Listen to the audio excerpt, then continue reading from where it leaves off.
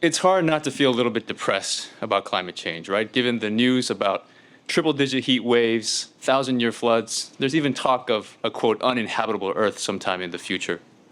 A doomsday subtext, which I think can make things feel almost hopeless at times.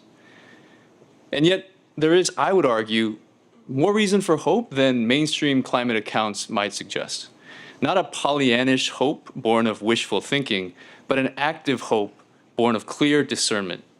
A sober assessment of how climate change actually hurts us, and crucially, the socioeconomic details of what can be done to help societies adapt. So my name is Jisung Park. I am an environmental economist, and today I'd like to highlight an important idea that emerges from research within my field.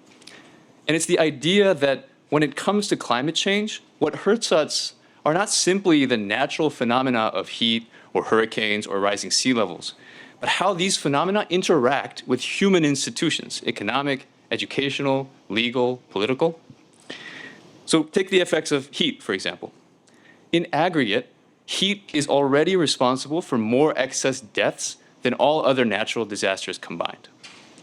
But new data suggests that how much a given heat event hurts, that is the slope of the heat mortality response curve, for instance, can vary by over an order of magnitude, not only across countries, but also within, depending on the level of local adaptation.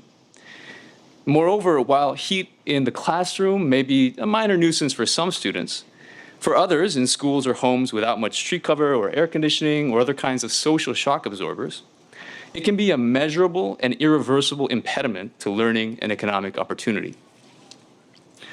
Now, these climate inequities may at first glance seem doubly depressing, but I think there's an important silver lining here.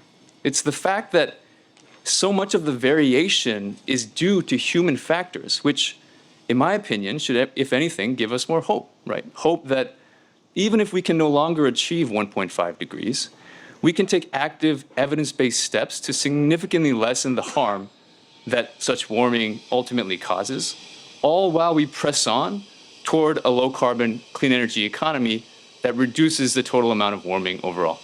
Thank you very much.